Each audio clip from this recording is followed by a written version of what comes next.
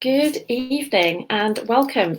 My name is Colette Broomhead, and I am going to be talking to you today about the three biggest mistakes that I see people making on their Facebook pages.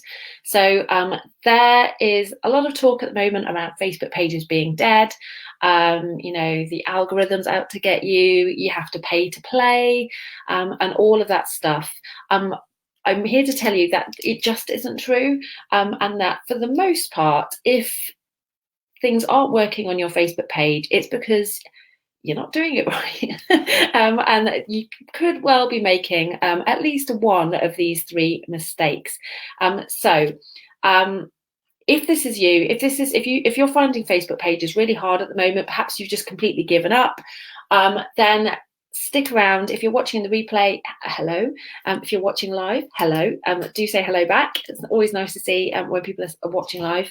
If you are struggling, there is a very good chance actually that you are making one or more of these three mistakes. Without further ado, let me dive in to exactly what they are. So the first mistake is not thinking about the 3-second rule. And what I mean by that is when someone lands on your page, you have about 3 seconds to let them know exactly what your page is about and whether it's for them. And if they don't know in that time, there's a very good chance that they are just going to click away and they will move on. If they can't work out what this page is for, is it something that I'm interested in, they're going to move on. So you need to make absolutely sure, hey Melanie, that you are doing a great job of letting people know what your page is about and who it's for. And there are some key areas where you can do that. So number one, your profile picture.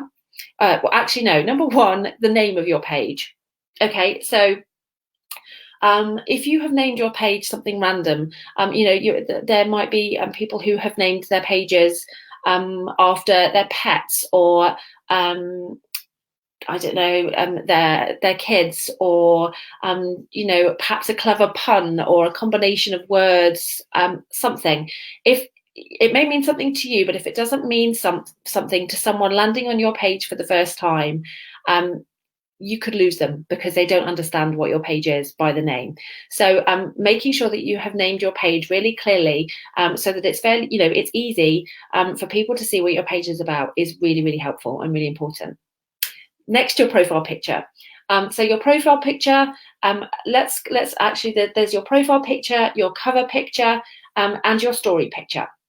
Okay, these are all areas where, again, like images jump out even faster than words. So they do an even better job of immediately telling people what your page is about and who it's for. And people just immediately can get a really good first impression from the images that you choose to use. So choose them wisely, because equally those images can just confuse people and leave people thinking, getting the wrong idea about your page, or just not really being sure from the images what on earth your page is about. So some good ideas for your images. Don't make them too busy. So sometimes I see cover photos where there's like 5 or 6 different pictures. That's information overload. I can't process all of that in a couple of seconds. So just one picture is generally best. If you're a personal brand, then I would absolutely make one of those images of you, whether that's your profile picture or perhaps just a picture of you in the cover photo. You could be doing a picture of you doing whatever it is you do. So, for example, that could work really well if you're a coach or something like that, where it might be difficult to get it across. A coach or something, for me, a picture of a laptop. I work in social media, so perhaps a picture of a laptop or a phone, something like that. So that overall you're basically getting that message across. Okay, so that's mistake number one, is that you're not doing a good enough job of letting people see immediately what your page is about and who it's for. So I don't land on it and immediately think, oh yeah, this is for me, I'm going to like this because I think this is going to be my kind of content. Okay, so be thinking about that when you're creating those images, and when you're thinking about the name of your page as well. Mistake number 2 is lack of consistency. Social media moves very fast, and we see something and we see someone online, but unless we're seeing them regularly, we will forget them. We will forget you, and the algorithm will forget you too. So Facebook wants people on here all the time, and it will reward people for doing that. As a Facebook page owner, you need to be showing up consistently, both from the perspective of your audience, but also from the perspective of the algorithm. As to what that looks like, I would say that you probably should be posting every day. There's no like hard and fast right and wrong, because it will depend on your business and who your audience are, and it'll also depend on the size of your page. So if you've got a huge page, you probably need to be posting several times a day, because otherwise you're just going to be lost in the feed, and you're not going to, your audience, if you've got like, I don't know, thousands and thousands of people on your page, it's very unlikely, especially if you've got a global audience, that they're all going to be online at the same time. So if you're only posting once at, say, 9 o'clock in the morning, there's going to be a whole lot of people logging in at 9 o'clock at night that may well not see your post, because by then, that you've missed out on the engagement. So you want to be looking at getting engagement on your post as soon as possible, because then that kind of kickstarts the algorithm, and immediately Facebook starts to then push that post out to more people. If in the first, half an hour to an hour or so, your post hasn't got any engagement, then Facebook's going to go, probably not that engaging, this post, we'll just show it to a few people. And already you're kind of losing the battle. You want to be posting consistently. And if you're not sure what that looks like for you and your business, feel free to ask me and I'll happily have a look for you, but also do some testing, because that's the best way to find out, because every audience, every page, every business is going to be different slightly. But as a kind of general rule, I would say aim to be posting once a day. If you're a really big page, probably more than that. So my page is around just under 500, I think. So I aim to post twice a day most days.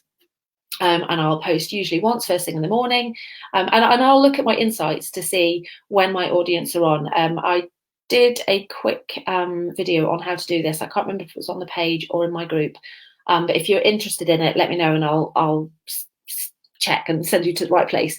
But yeah, you can go into your insights and you can see exactly when your Facebook page fans are online, and you can use that information to decide when you're going to do your posts. So number one, making sure that you're aware of that 3-second rule, making sure that people know as soon as they land on your page what it is and who it's for. Number two, be consistent with your posting.